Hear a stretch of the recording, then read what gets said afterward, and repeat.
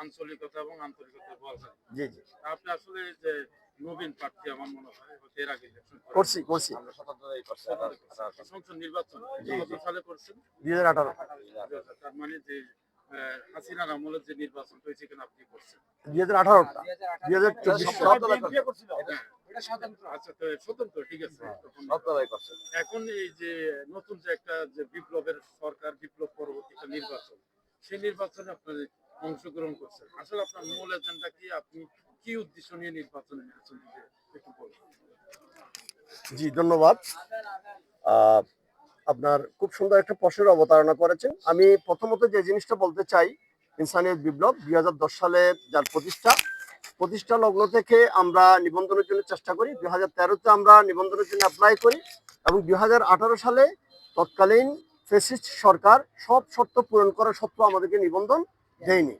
নিবন্ধন না দেওয়ার কারণে আমরা তৎকালীন 2018 সালে যে নির্বাচন অনুষ্ঠিত হয়েছে, বাংলাদেশে সবাই মনে করেছিল একটা ভালো নির্বাচন হবে, সেজন্য আমরাও পার্টিসিপেট করেছিলাম স্বতন্ত্র হিসেবে, ইনসানিয়ত বিপ্লব সমর্থিত স্বতন্ত্র প্রার্থী হিসেবে।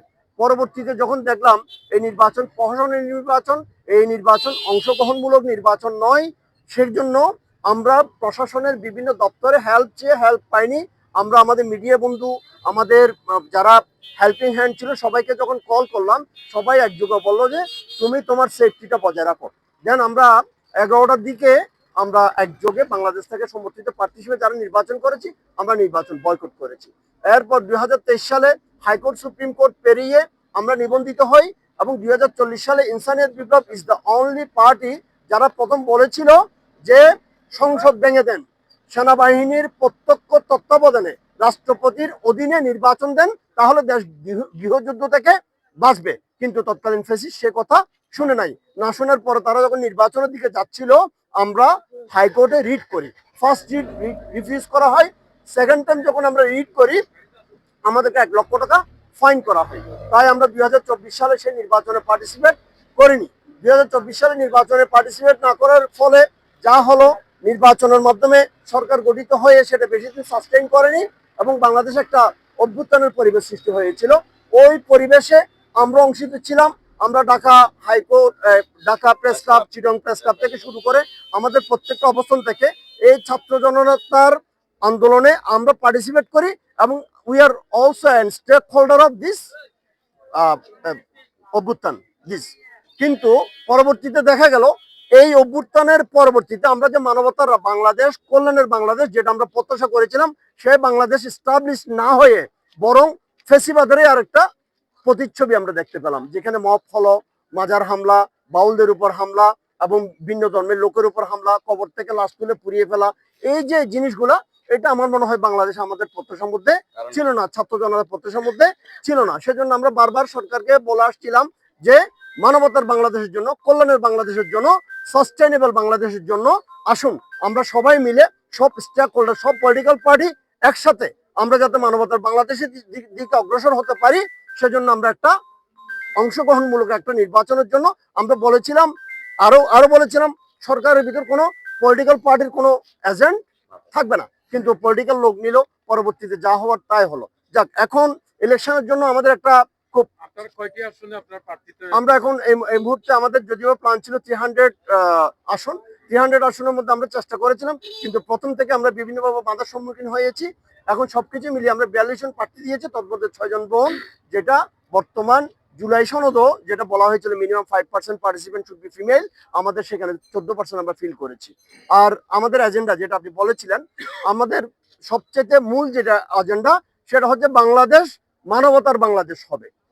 এই বাংলাদেশ কোনো ধর্মের হবে না, এই বাংলাদেশ মানে সবার রাষ্ট্রীয়ভাবে সাংবিধানিকভাবে স্বীকৃত হবে, সবার বাংলাদেশ। আর আরো আরো অনেকগুলো বিষয় আছে আমাদের। আপনি অন্তত চট্টগ্রাম 8 আসনের সরকার চাইতে কোন জিনিসটা অগ্রগতির ভিত্তিতে আপনি যে ইলেকশন করতেছেন, কোন পয়েন্টটা অন দ্য ওয়ান? অ্যাকচুয়ালি যেটা চট্টগ্রামের দক্ষিণাঞ্চলের অন্যতম একটা চাহিদা হচ্ছে কালুঘাট সেতু।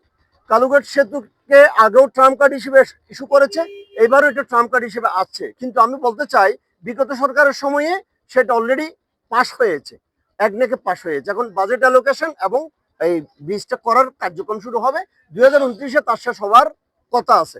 জনগণ যদি তাদের ম্যান্ডেট দিয়ে আমাদেরকে নির্বাচিত করে, আমরা একটা কমিটমেন্ট দিতে চাই, সেটা হচ্ছে whatever the fund allocated by government, এটা যদি 1 টাকা হয়, ওই 1 টাকায় 1 টাকা দিয়ে আমরা ব্রিজ করব, যাতে কোনো লুটপাট না হয়, কোনো দুর্নীতি না হয়, যাতে 1 টাকা থেকে 85% লুটপাট হয়, 15% কেবলমাত্র ইউজ করে একটা ধ্বজভঙ্গ মানে অ্যাডমিনিস্ট্রেশন দিয়ে মানে ব্রিজ করবে, সেটা আমরা প্রত্যাশা করি না।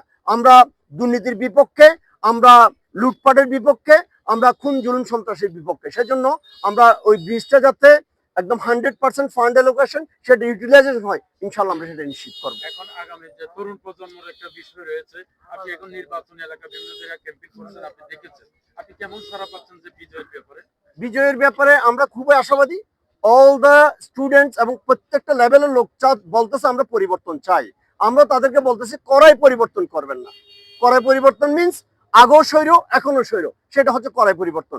এমন এক পরিবর্তন আমরা উপহার দিতে চাই যেখানে আপনি বলবেন দিস ইজ মাই কান্ট্রি, আমি বলবো এটা আমার কান্ট্রি, আমরা সবাই বলবো এটা আমাদের কান্ট্রি। সেই বাংলাদেশটা আমরা প্রত্যাশা করি, যেটা হবে সবার অংশগ্রহণমূলক, মানবতার বাংলাদেশ, কল্যাণের বাংলাদেশ, অধিকারের বাংলাদেশ, স্বাধীনতার বাংলাদেশ। যাতে মবের না হয়, সন্ত্রাসের না হয়, লুটপাটের না হয়, দুর্নীতির না হয়, চাঁদাবাজের বাংলাদেশ যাতে না হয়, সেজন্য আমরা তরুণ প্রজন্মকেও আহ্বান জানাবো এদেশের মা বোনদের অধিকার বঞ্চিত করার জন্য, তাদেরকেও মানে বিভিন্নভাবে অ্যাকচুয়ালি কলাপস করার জন্য একটা চক্রান্ত ষড়যন্ত্র আমরা স্মেল পাচ্ছি।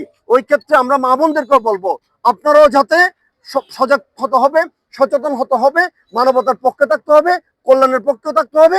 কল্যাণের পক্ষে যারা কাজ করতেছে তাদের উইন করার মাধ্যমে মানবতার সমাজ প্রতিষ্ঠার জন্য সবাই কাজ করবে। এটা আমাদের আপনার ভোটারদের কাছে আপনার কি মেসেজ থাকবে যে আপনার 12ই যে ফেব্রুয়ারি নির্বাচনকে নিয়ে শেষ মেসেজটা কি?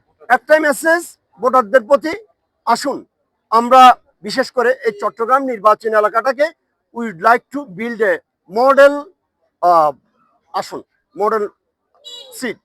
এই 285 নম্বর আসনটাকে আমরা সারা বাংলাদেশের জন্য একটা মডেল আসন হিসেবে গড়ে তুলতে চাই। সেজন্য আসুন এ টু জেড আপামর জনসাধারণ আমরা আপেল প্রতীককে নির্বাচিত করি।